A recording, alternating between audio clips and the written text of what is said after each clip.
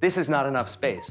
This is not enough space. Even a laptop or a desktop machine with two big screens is not enough space.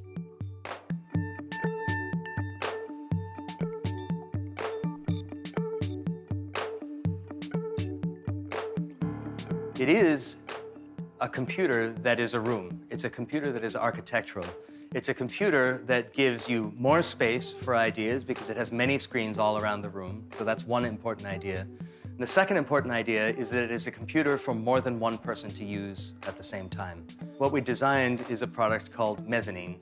And it is the generalization of what we showed in Minority Report. We invented a new programming language, sort of a new toolkit, a new operating system is how we think about it, that lets a programmer describe what happens in space and time. If you didn't have that language, if you didn't have G-Speak, it would be very, very difficult to build anything like Minority Report or anything like Mezzanine. The pixels are isolated. That the computation stops at the physical boundary of the screen. So you have all these pixels and you can do anything you want, but you can never leave these pixels. In a G-Speak world, in an oblong world, in a Minority Report world, all of the pixels are connected, so I can drag something from here off to pixels over there. If you don't have a programming language that understands that these pixels are here and that those pixels are behind me, but in the same room, then you can't ever make that transaction, that transition happen.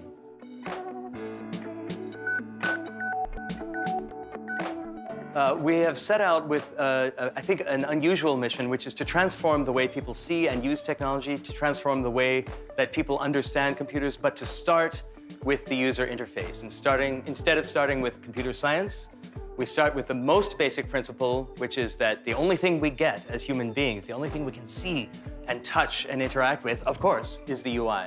And we do all of this in the context of space. Lots and lots of pixels everywhere.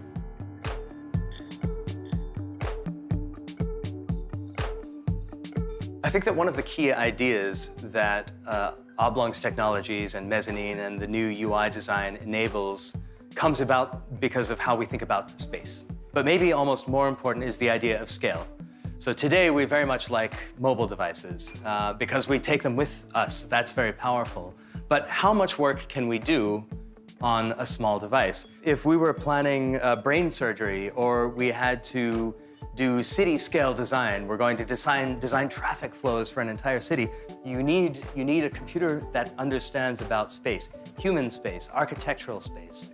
But I really wanted to build something that was a general-purpose computer, a computer that everyone could use, accountants and architects and physicians and teachers and gamers and everyone in the world who needs to use computers. We worked very hard to build it, but supporting technologies were in place so that we could build exactly what people saw in the film. The very first problem we solved with Mezzanine was how can we build a computer with many screens that are all connected? How can we build that computer in a room where many people can use it at the same time? Phase 2 was to connect rooms together, and not just 2 rooms, but 3 rooms, 5 rooms, 10 rooms, so that everyone sees the same thing. All of the pixels are shared in the room and then across rooms. Everyone can see, everyone can contribute, everyone can manipulate. It's as if we share one continuous space, even though we're in Los Angeles and collaborators are in Madrid and someone else is in Beijing.